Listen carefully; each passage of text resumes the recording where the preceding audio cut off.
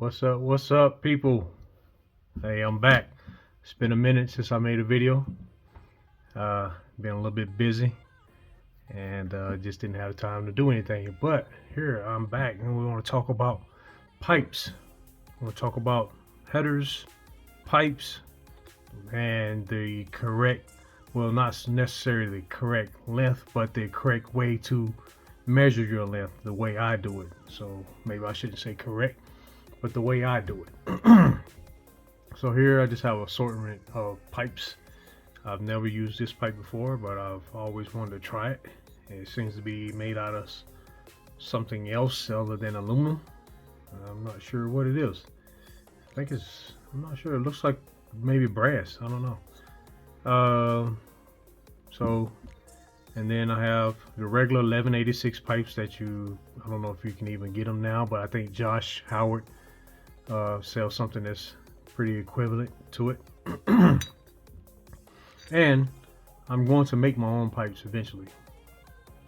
I can weld, so it's just something I need to do. Just need to take the time to form the piece and weld it up.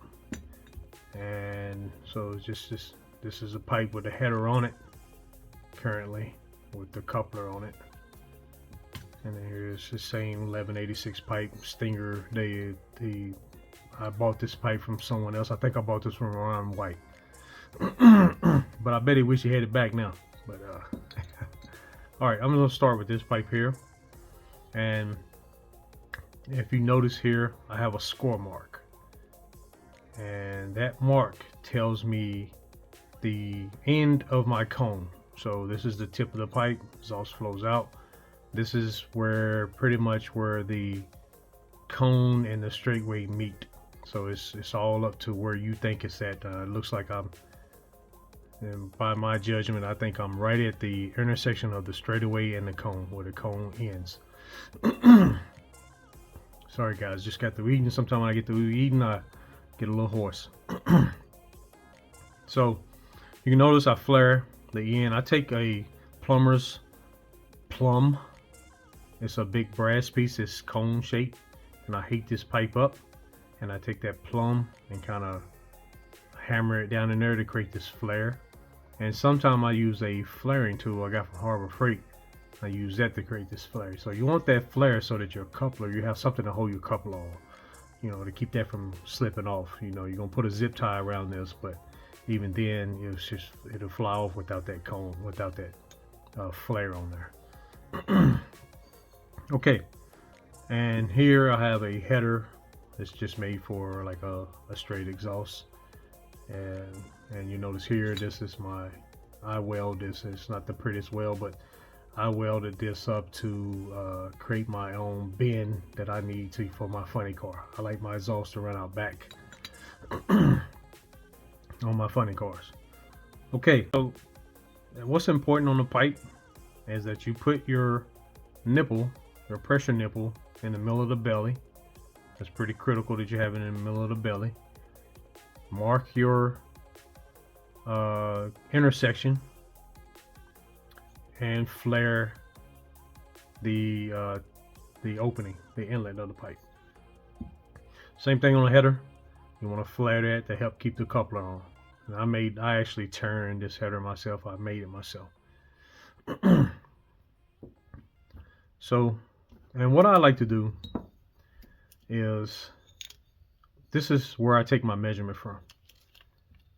So I use my tape measure, and sometimes it's easier to put the tape measure on 1 inch and just subtract that back out of your equation.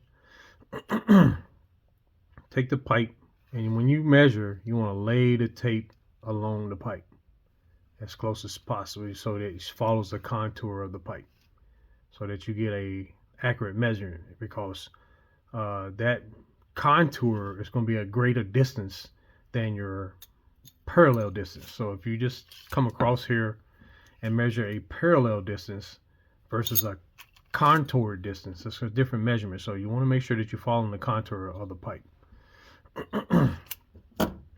And whatever distance measurement you come up with, you want to keep that measurement keep that same measurement technique.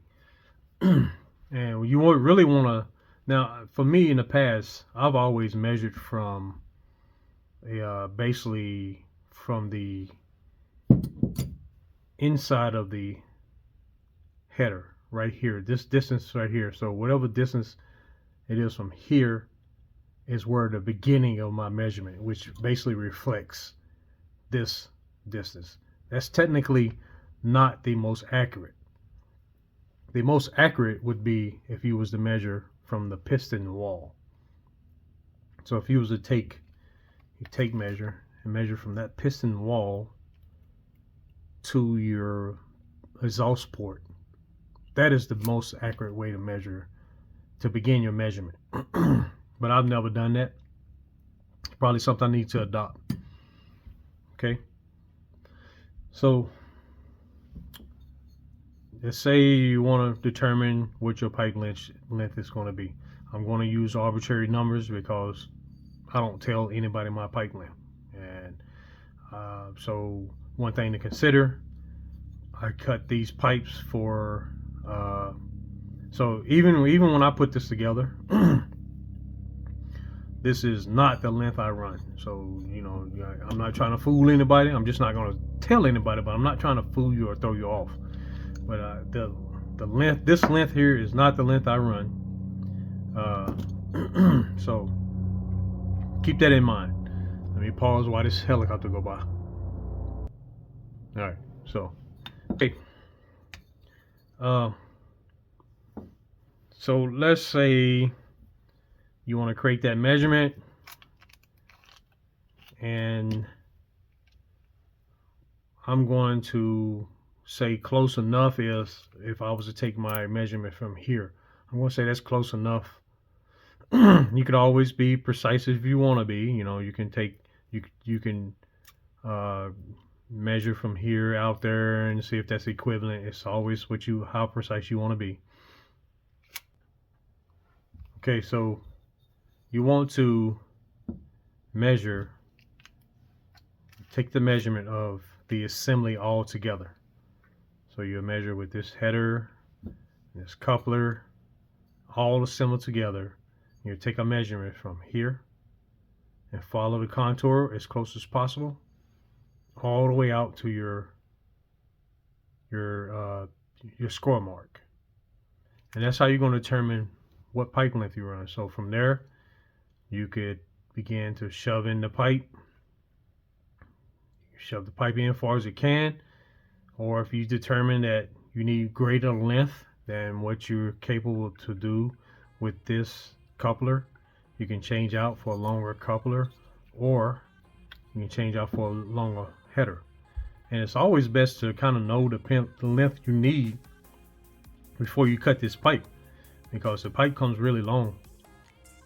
It could be that you need to leave a few inches on here, or an inch extra or something, so that when you assemble this together, you know, you have the ability to achieve that length.